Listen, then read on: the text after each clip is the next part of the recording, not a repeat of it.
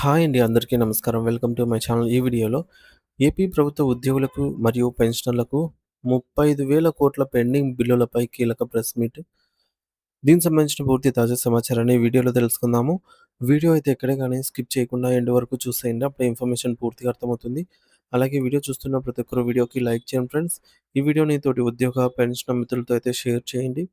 కొత్తగా మన ఛానెల్‌ని చూస్తున్న వారు ఇంకా ఎవరైనా సబ్స్క్రైబ్ చేసుకోకపోతే వెంటనే మన ఛానెల్‌ని సబ్స్క్రైబ్ చేసుకోండి. సబ్స్క్రైబ్ చేసుకోవడం వల్ల నేను చేసే ప్రతి ఒక్క వీడియో మీ వరకు రీచ్ అవుతుంది. ఇక ఆలస్యం చేయకుండా వివరాల్లోకైతే వెళ్ళిపోదాము. ఫ్రెండ్స్ ఇక విషయానికొచ్చినట్లయితే రాష్ట్ర ప్రభుత్వ ఉద్యోగులకు మరియు పెన్షనర్లకు సుమారు 35,000 కోట్ల పెండింగ్ బకాయిలైతే ప్రభుత్వము చెల్లించవలసి ఉంది. మరి ఈ బకాయిలలో జీపీఎఫ్, గ్రాట్యుటీ, డీఏ, మెడికల్ బిల్లులు అయితే ఉన్నాయి ప్రముఖంగా.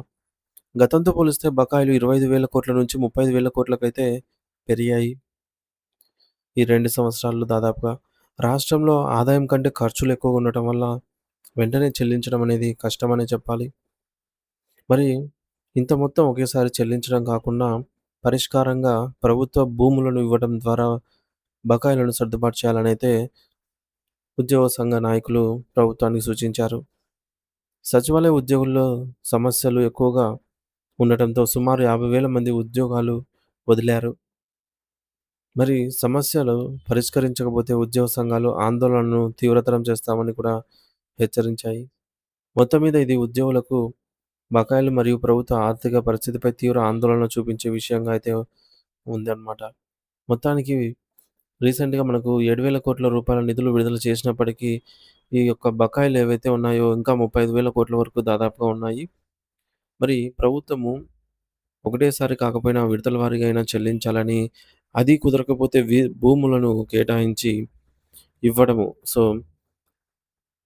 ఏ ఉద్యోగికైతే ఎంత బకాయి ఉందో, ఆ బకాయమైన భూమిని కేటాయించి వారికి ఇవ్వడం వల్ల వారి సొంత ఊర్లలో లేదా వారు పనిచేసే ప్రాంతాల్లో నివాస సొంత నివాసం ఉంటుంది కాబట్టి వారికి అదొక ఫ్యూచర్ ప్రూఫ్ ఆర్థిక భరోసాలా కూడా ఉంటుంది అని జెప్పేసి ఉద్యోగ సంఘాల నాయకులు ప్రభుత్వానికి ఈ మేరకు సూచనలైతే ఇవ్వడం జరిగింది. మరి చూడాలి ఫ్రెండ్స్. తదుపరి దీనిపై ఎటువంటి అప్డేట్ వచ్చినా సరే అందరికంటే ముందుగా మన ఛానల్ ద్వారా అయితే అప్డేట్ ఇస్తాను. మన ఛానల్ ఇంకా సబ్స్క్రైబ్ చేసుకోకపోతే సబ్స్క్రైబ్ చేసుకోండి. Thank you for watching this video.